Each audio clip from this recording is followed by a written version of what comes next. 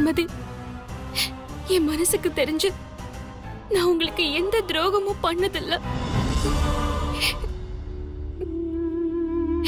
ஆனா நீங்க என்ன ஏன் எதிரியா பாக்குறீங்கன்னு எனக்கு தெரியல.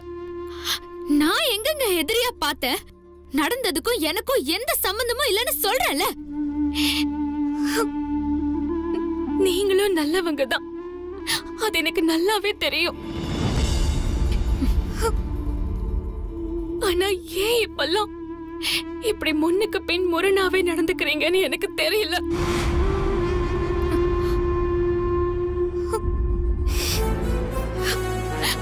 அதுவும் ஏன் கிட்ட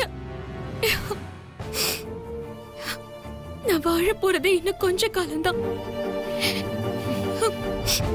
அது உங்களுக்கு நல்லாவே தெரியும்.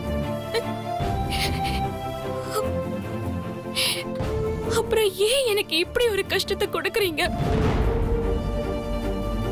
வெண்மதி, உங்களை நான் என் கூட பிறக்காத தங்கச்சியா தான் பாக்குறேன். ஆனா நீங்க என்னை ஏன் இப்படி வேண்டாதவளா பாக்குறீங்கன்னு தெரியல. நான் இருக்க போறது கொஞ்ச நாள், அது ஒரு நாளோ இல்ல 2 நாளோ. அது வரைக்கும் இங்க இருந்துட்டு போலான்னு நினைச்சேன்.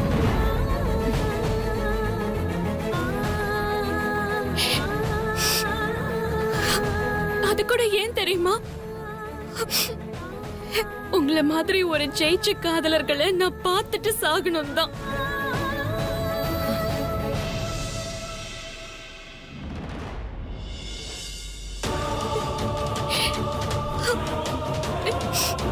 இது உங்களுக்கு பிடிக்கலன்னா சொல்லிடுங்க, நான் இப்பவே இந்த வீட்டை விட்டு போயிடுறேன் வெண்மதி. சொல்லுங்க வெண்மதி.